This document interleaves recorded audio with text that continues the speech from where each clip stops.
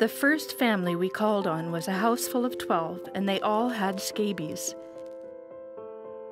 In the next was one child deformed since birth for whom nothing had been done. In the fifth house was a widow with 9 children, including a 15-year-old girl with a tubercular hip. Naturally, when there are 10 to feed on about $50 per month, this sick girl does not get enough milk to drink. There are dozens of families like those mentioned, and they have absolutely no money for doctors' bills. Home visits like this were a common experience for nurses in Eastern Ontario during the 1930s. The Great Depression had seized the country, and poverty and poor health plagued the region. Tuberculosis, typhoid fever, and other deadly diseases were running rampant, and the region had some of the highest infant mortality rates in the province. Few could have known that an area with so many challenges would become the historic site of a pilot project that would forever change the face of public health in Ontario.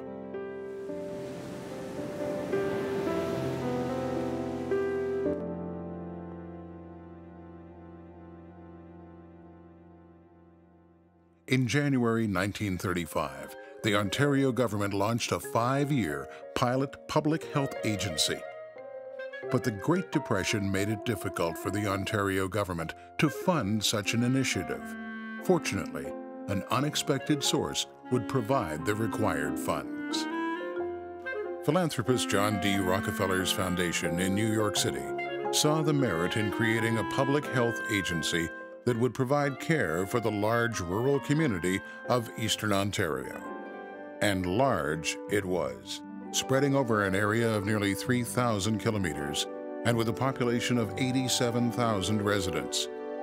With a meager budget of less than $30,000, the new Eastern Ontario Health Unit was able to take on this monumental task with a small but remarkable staff, made up of 1 medical director, 8 nurses, 1 sanitary engineer, and a clerk who also doubled as office manager. The Eastern Ontario Health Unit's dedicated staff would prove to be its strongest asset. The team quickly developed an aggressive plan to fight the spread of tuberculosis and other diseases, and to improve infant health in the region. In pursuit of this goal, Health Unit nurses worked tirelessly to bring medical care to rural and often remote areas. For the next 5 years, they would travel through snow and mud, on dirt roads, and often no roads at all. Schools were a means for nurses to reach both the broader community and children, many of whom had never seen a doctor or nurse in their lives. Children were examined for diseases and other problems and were vaccinated against smallpox and diphtheria. School visits also created an opportunity to schedule follow-up home visits with the families of the school children. Once in the home, nurses were able to spread information about basic hygiene, as well as the need for proper prenatal and infant care. They were also able to uncover and monitor cases of infectious diseases. 75 years later, the Health Unit continues to foster this important partnership with schools. Tuberculosis was also a major problem in Eastern Ontario, where mortality rates were almost double the provincial average.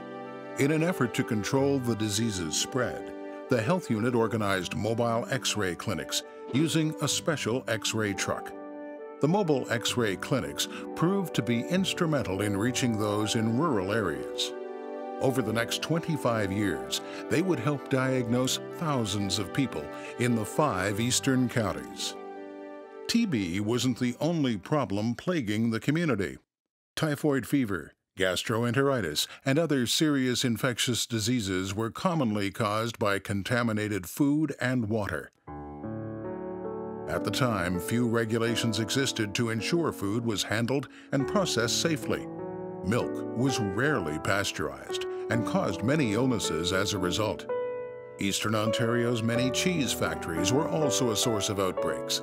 Not only did they use unpasteurized milk, but the factories were unsanitary, and their waste was often poured into rivers where it contaminated the drinking water. It became the role of the Health Unit's sanitary engineer to inspect the region's many dairy farms, cheese factories, and slaughterhouses, and to educate them about proper hygiene and safe disposal of their waste, as well as the benefits of milk pasteurization. He also had to convince municipalities to upgrade outdated and unsafe water systems and commit to regular water testing. As the pilot project was coming to a close, there was no doubt that it had made a dramatic impact on the health of Eastern Ontario. In just 5 short years, infant mortality rates plummeted by 23%, and deaths from tuberculosis dropped by nearly 30%. These successes convinced the Ontario government to establish the first permanent public health unit in the spring of 1940. This was the beginning of a trend that was to spread steadily across the province in the coming years. By 1950, 37 health units had been established across Ontario. Over the next decades, the Eastern Ontario Health Unit and its sister health units across the province would continue to break new ground in public health.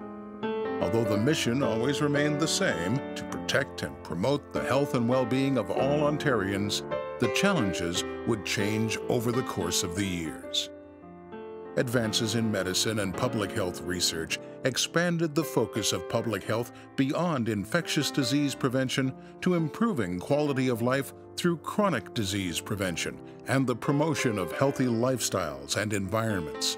Since its historic inauguration 75 years ago, the Eastern Ontario Health Unit has been at the forefront of many battles to protect the public's health. Many of its successes were won in the face of strong opposition from competing economic interests and a lack of public awareness of health issues. Among these was the legislation to pasteurize dairy products and the ban on smoking in public spaces. At the heart of these achievements have been the pioneering spirit, tireless commitment, and progressive vision of public health employees.